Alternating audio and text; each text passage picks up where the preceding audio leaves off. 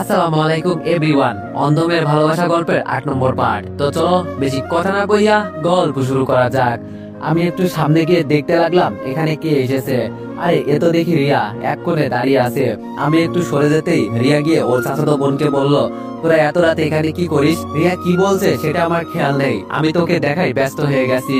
রিয়া এবার আমার দিকে তাকিয়ে একটা ধমক দিয়ে বলল, কি বলছি কানে শোনাও যায় না আমার কথা? রিয়ার কথায় উত্তর দিয়ে ওর চাচাতো বোন বলল, আর বলিস না রিয়া, আমি তো এখানে এমনি আসছিলাম, ঘুমে ধরছিল না, তাই ভাবলাম একটু হাঁ খেয়ে আসি ছাদ থেকে। আর এসেই দেখি এই ছেলে এত রাতে এখানে একা একা দাঁড়িয়ে সিগারেট খাচ্ছে। রিয়া একটু রেগে আমার দিকে তাকিয়ে বলল, তাই নাকি? আমি তো ওর কথার উত্তর শুনে বোকা হয়ে গেলাম। আরে এই মেয়ে তো আমাকে ফাঁসিয়ে দিল, ভাবছিলাম ও একটু ভালো হবে, এখন দেখি ওর ভিতরে শয়তানি বুদ্ধি দিয়ে ঢাকা। রিয়ার চাচাতো বোন আমার কাছে এসে বলল, এই ছেলে আমি কি ঠিক বললাম? রিয়া আবার আমার দিকে চোখ গরম করে তাকিয়ে বলল, পাখি তুই এখান থেকে যা, ওর সাথে আমার কিছু কথা আছে। পাখি বলল, আচ্ছা আমি তাহলে গেলাম, দোষটা কিন্তু ওর, এখানে আমার কোনো দোষ নেই। পাখি চলে যেতেই রিয়া আমার কাছে এসে বলল, কোথা থেকে তুই জানো এলি? আম্মু বলল। আমি মাথা নিচু করে বললাম, জি ম্যাম, আমি গ্রাম থেকে এসেছি। রিয়া বলল, চাকরি হবে কি হবে না তার আগেই ম্যাম দেখা শুরু, বাহ ভালো তো। আমি বললাম, কিছু বলবেন কি? রিয়া বলল, বলার জন্যই তো এখানে এসেছি। আমি বললাম, জি বলুন। রিয়া বলল, এখান থেকে চলে যাবি তুই অন্য কোথাও। আমি মনে মনে বললাম, যাকে এত ভালোবাসি সে আমাকে চলে যেতে বলছে, তাহলে কি আমি এটা মনে করব? রিয়ার মনের ভিতরে এখন অহংকার এসে গেছে, হয়তো আমি এটাই দেখতে পেয়েছি। রিয়া বলল, কি রে কথা বলছিস না কেন? আমি বললাম, গরিবের পেটে লাথি দিতে চান? রিয়া বলল, তোর মতো ক্ষেত ছেলে আমার বডিগার্ড হবে? নিজের চেহারার দিকে একবার তাকিয়ে দেখ, কোথায় তুই আর কোথায় আমি? তুই তো আমার পায়ের জুতার। আমি বললাম, আর বলা লাগবে না, আজকে সকালে একটা ছেলের মুখে শুনেছি এখানে নাকি একটা অন্ধ মেয়ে ছিল। রিয়া আমার গালে ঠাস ঠাস করে চর বসিয়ে বলল, কুকুরের বাচ্চা, তোর এই কথা বলার সাহস হয় কি করে? আমি বললাম, সরি ম্যাম, আমার কথায় যদি ভুল হয় মাফ করবেন, আমি শুধু মানুষের পরিস্থিতি বুঝতে চাইছি, সবার সময় একরকম থাকে না। তবে একটা কথা সমাজে বেশি প্রচলিত আছে, অহংকার হলো পতনের মূল, তবে সময় দিয়ে সবকিছু বদলে যায়, সেটা আজকে বুঝতে পারলাম। আমার কথা শুনে রিয়া আমার চারিদিকে গোল গোল করে ঘুরে দেখতে লাগলো। হঠাৎ আমার কলার ধরে বলল, সত্যি করে বলতো তুই কে? এই যা, আমি তো শুধু ওকে আগের কথা মনে করিয়ে দিতে চাইছিলাম, কিন্তু রিয়া তো এখন আমার উপর সন্দেহ করে বসে আছে, কি বলবো এখন? রিয়া বলল, কোনোভাবে তুই তো। আমি তাড়াতাড়ি রিয়াকে থামিয়ে দিয়ে বললাম, আমি একজন গ্রামের সাধারণ কৃষকের ছেলে, ছোট থেকেই গ্রামের মাটিতে বড় হয়েছি, এখন বাবা অসুস্থ থাকার কারণে শহরে চাকরি খুঁজতে আসা, আর আজকে একটা চাকরি পেয়েছি, আপনি সেটা নিয়েও টানাটানি করছেন, আর কত গরিবের পেটে লাথি দিবেন ম্যাম? এবার আমার কথা শুনে রিয়ার কথা বলা বন্ধ করে দিয়ে আমার দিকে তাকিয়ে আছে। রিয়া বলল, আমার একটা কথা রাখবি? খুব ঠান্ডা মাথায় রিয়া এই কথাটা বলল। আমিও স্বাভাবিকভাবে উত্তর দিলাম, জি ম্যাম বলুন। রিয়া বলল, কিছুই করতে হবে না, শুধু দাড়িগুলো কাটাবি তাহলেই হবে। আমি একটা হাসি দিয়ে বললাম, ম্যাম একটা কথা বলবো। রিয়া বলল, বল। আমি বললাম, আমরা তো সবাই দেখতে শুনতে মানুষ, তাই না? চেহারা খারাপ বলে মানুষ খারাপ হয়ে গেল? রিয়া বলল, আমাকে প্রশ্ন করবি না, আর কালকে থেকে তোর ডিউটি শুরু। ওয়ানেক্স হচ্ছে সবচেয়ে বিশ্বস্ত বুকমেকার, যা পিএইচডি এবং সিরিয়া অ্যাপের অফিসিয়াল পার্টনার। অ্যাপসে আপনি cricket, football, tennis live match দেখতে এবং তাদের স্কোর ভবিষ্যৎবাণী করে সহজেই অর্থ উপার্জন করতে পারবেন। সেই সাথে বিএমডব্লিউ গাড়ি, আইফোন, ল্যাপটপ এবং আরো অনেক নগদ পুরস্কার জেতারও সুযোগ রয়েছে। এই অ্যাপটিতে আপনি class, crystal, under and over 21 ইত্যাদি গেম খেলে সহজেই আয় করতে পারবেন। আপনি বিকাশ, নগদ, রকেট ব্যাংক, ক্রিপ্টো, পেপল এবং অন্যান্য সহজ পদ্ধতির মাধ্যমে সহজেই আপনার জেতা টাকা তুলতে পারবেন। এখানে আপনি 24 ঘন্টায় 7 দিন গ্রাহক সহায়তা পাবেন। তাই এখনই পিন কমেন্টে লিংক ব্যবহার করে রেজিস্ট্রেশন করুন, অথবা গুগলে ওয়ানেক্স সার্চ লিখে রেজিস্ট্রেশন করুন। আর হ্যাঁ, রেজিস্ট্রেশনের সময় আমার প্রোমো কোড ভোটো7 ব্যবহার করে প্রথমবার ডিপোজিটে 20,000 টাকা পর্যন্ত পান। মনে রাখবি, আমি যেটা বলবো সেটাই করবি। আমি বললাম, জি ম্যাম, চেষ্টা করব। রিয়া বলল, এখন যা, তাড়াতাড়ি ঘুমিয়ে পড়, আর সিগারেট খাওয়া এখানে নিষেধ, জানিস না? আমি বললাম, সিগারেট তো ইচ্ছে করে খাই না ম্যাম, মনের কষ্ট দূর করতেই সিগারেট খাই। রিয়া চলে যেতে চাইছিল, কিন্তু আমার কথা শুনে আবার দাঁড়িয়ে বলল, কি তোর মনের এত দুঃখ? আমি বললাম, যাকে এত ভালোবাসি সেই যদি সময়ে পরিবর্তন হয়ে যায় কেমন লাগবে ম্যাম তখন? রিয়া বলল, হঠাৎ এই প্রশ্ন?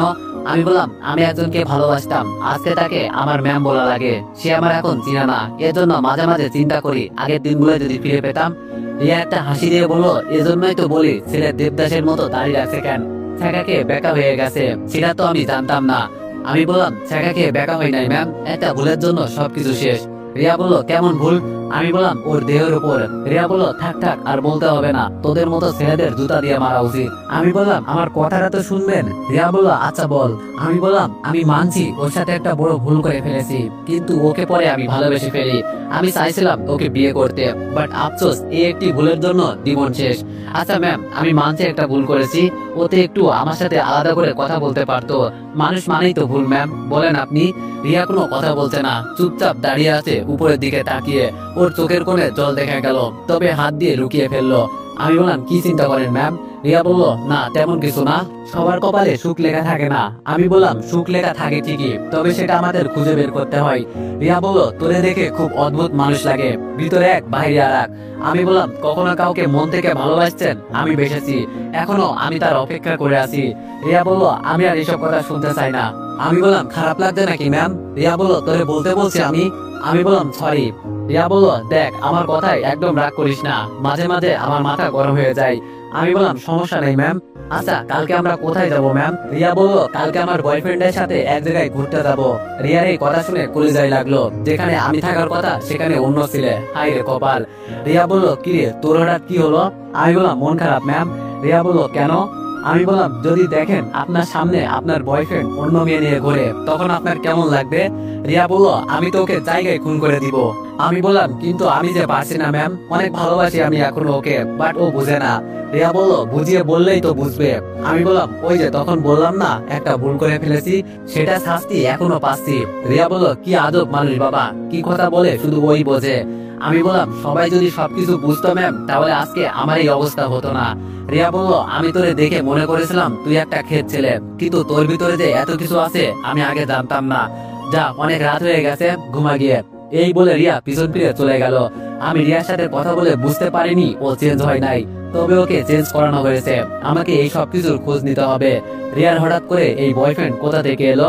যাক এইসব সকালে খুঁজে দেখবো যদি সময় পাই। অনেক রাত হয়েছে, ঘুমিয়ে পড়ি। সকালে রেডি হয়ে রুম থেকে বের হলাম, দরজা দিয়ে বের হবো এমন সময় আমার আপু আমার সামনে এসে দাঁড়ালো।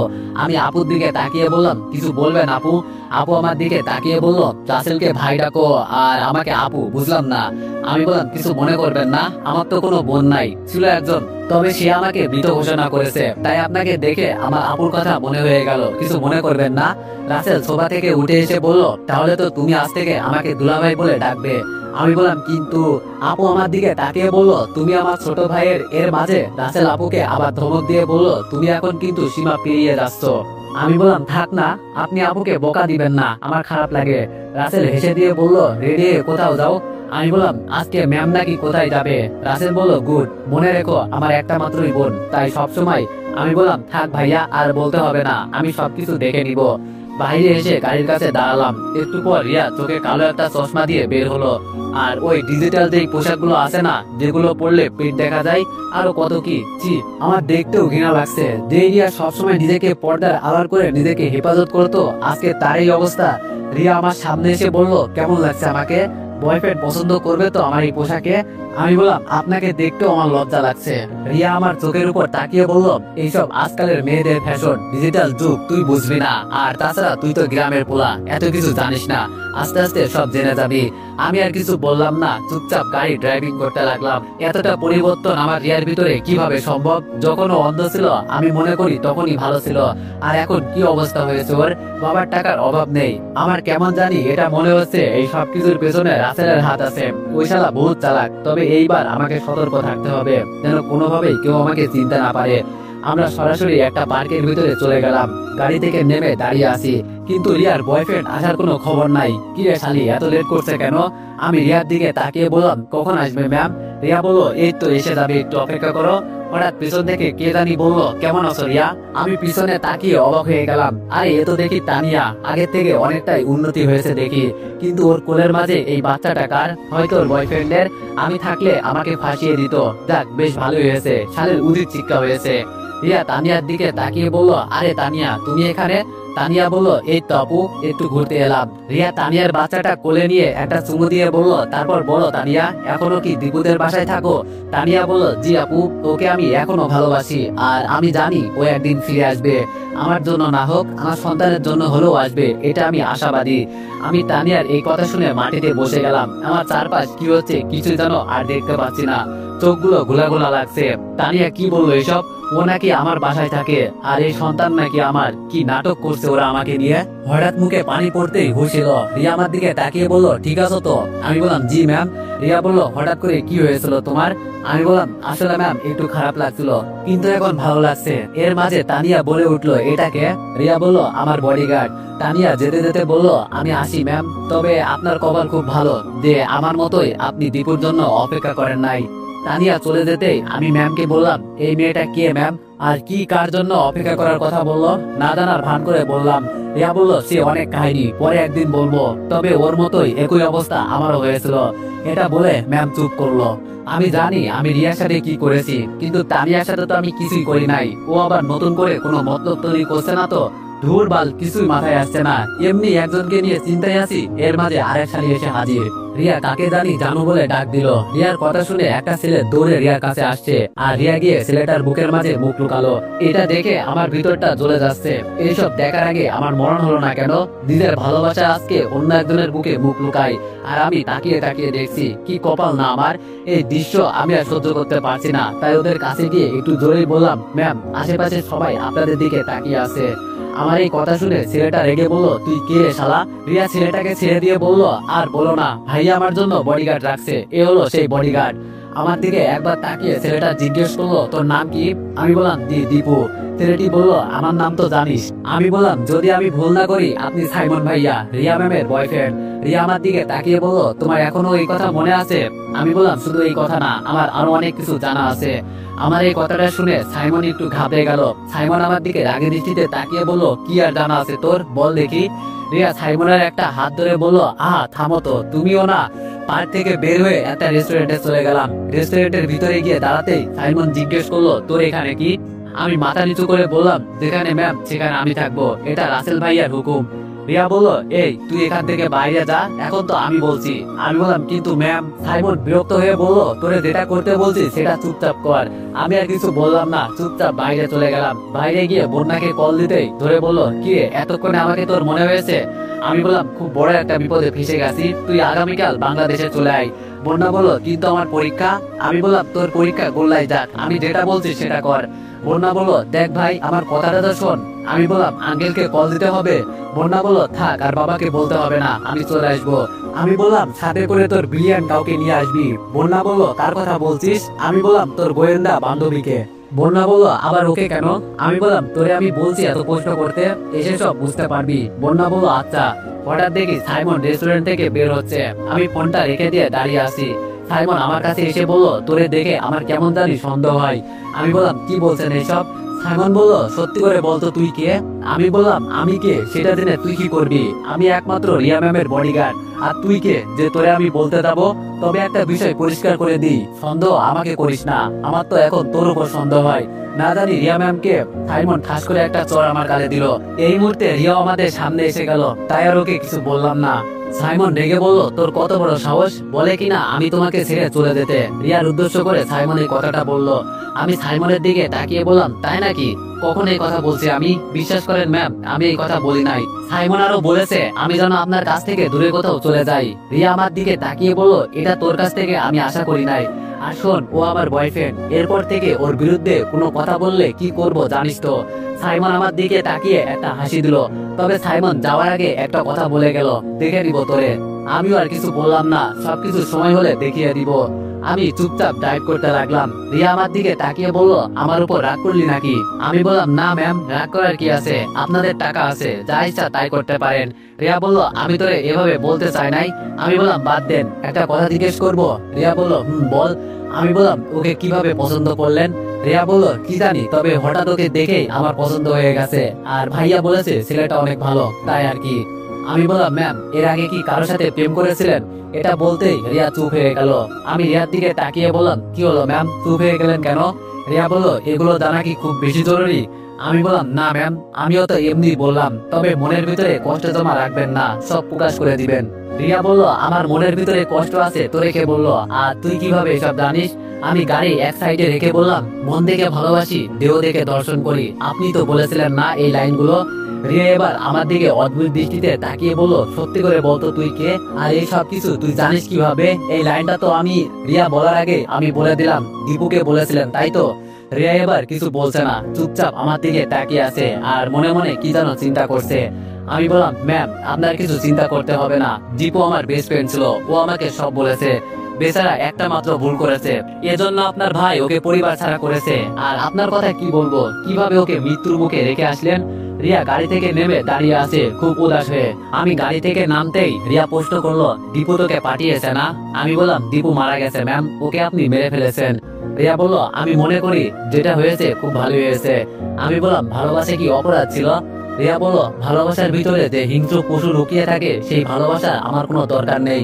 আমি আর কিছু বললাম না, চুপ করে উপরের দিকে তাকিয়ে একটা হাসি দিয়ে বললাম, সবাই সবকিছু পায় না, কিছু কিছু ইচ্ছে থাকে থেকে যায়, যা আমরা শুধু দূর থেকে দেখি কিন্তু কাছে যেতে পারি না। হঠাৎ কোথা থেকে পাখি ওর কতগুলো বান্ধবী নিয়ে আমাদের সামনে হাজির। এই মেয়েটা তো সবকিছু নষ্ট করে দিল, দূর কত সুন্দর একটা নাটক সাজিয়েছিলাম আর এই মেয়েটা সব শেষ করে দিল। রিয়া পাখির দিকে তাকিয়ে বলল, কি তুই এখানে কি করিস? পাখি বলল, আসলে আপু ওরা আমার বয়ফ্রেন্ডকে দেখতে চেয়েছিল, তাই এখানে নিয়ে আসছি, দূর থেকে দেখলাম তোরা এখানে। রিয়া বলল, তোর বয়ফ্রেন্ড আবার কোথা থেকে আসলো? আমি জানি তো তুই সিঙ্গেল, আবার প্রেম করা শুরু করলি কবে থেকে? পাখি বলল, এই তো মাত্র একদিন হয়েছে। আমি আড়াল চোখে পাখির দিকে তাকিয়ে দেখলাম আর মনে মনে বললাম, এই মেয়ের তো হাবভাব ভালো লাগছে না। পাখি কিছু বলার আগে আমি বলে দিলাম, আসলে ম্যাম পাখি আমার গার্লফ্রেন্ড। এখন মজা বুঝ, আমার আগে থেকেই সন্দেহ ছিল এই মেয়ের উপর, আমাকেও ফাঁদে ফেলতে চাই। রিয়া আমার দিকে রাগের দৃষ্টিতে তাকিয়ে বলল, আসতে না আসতেই পাখির মুখে তো কোনো কথা নাই। ওর এক বান্ধবী বলল, ঠিকই বলছে ভাইয়া, পাখি আমাদের দূর থেকে তো এনাকেই দেখিয়েছে।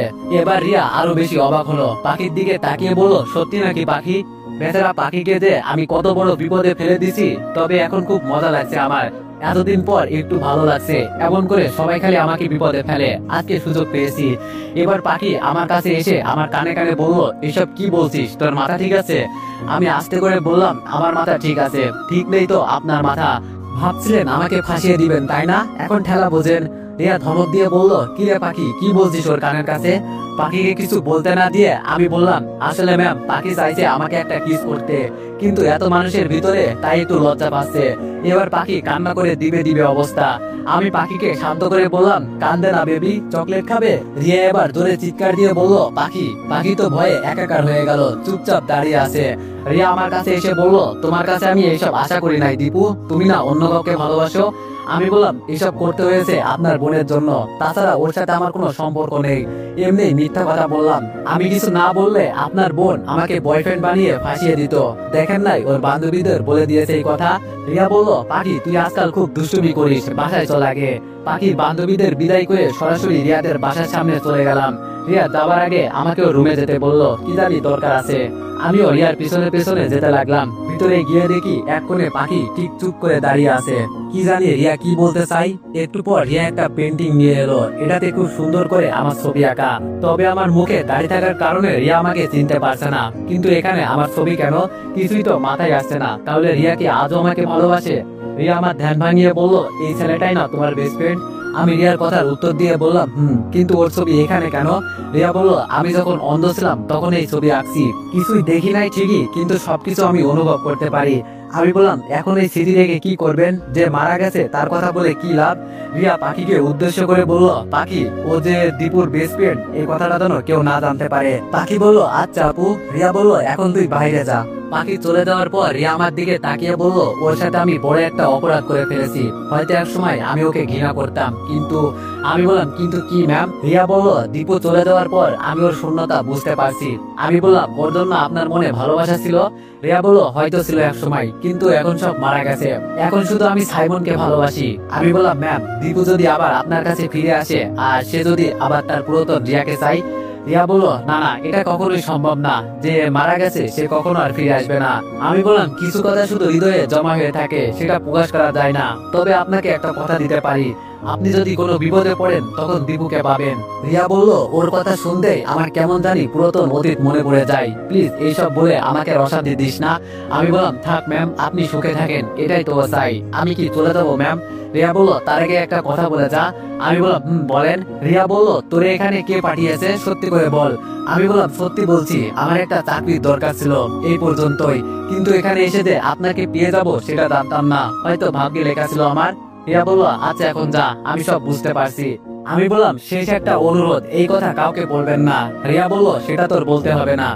আমি রিয়া রুম থেকে বের হয়ে উপরে উঠতেই দেখি পাখি আমার পথ আটকে দাঁড়িয়ে আছে। আমি ওর দিকে তাকিয়ে বললাম, কি হয়েছে, এভাবে দাঁড়িয়ে আছেন কেন, আমি ভিতরে যাব। পাখি বলল, তা তুই নাকি আমার বয়ফ্রেন্ড? আমি বললাম, আরে তখন তো এমনি বলছিলাম, আর আমি জানতাম আমি কিছু না বললে আপনি আমাকে ফাঁসিয়ে দিতেন। পাখি বলল, তোর বুদ্ধি আছে বলতে হবে। আমি বললাম, ভিতরে যাব, এখন তো পথ ছাড়েন। পাখি বলল, সত্যি সত্যি আমার বয়ফ্রেন্ড হবি? আমি পাখির দিকে তাকিয়ে বললাম, অফার দেওয়া হচ্ছে নাকি আমাকে? পাখি বলল, না, এমনি বললাম, তোর যদি ইচ্ছে থাকে তো। আমি বললাম, আমার শহরে ভালোবাসা নিষিদ্ধ, তাই তো দেবদাসের মতো হয়ে আছি। পাখি বলল, দেখাই যাবে কতদিন আপনি এইভাবে থাকেন। আমি বললাম, সারা জীবনই এইভাবে থাকবো। পাখি রেগে বলল, ভালো একটা কথা বললাম, শুনলে না তো?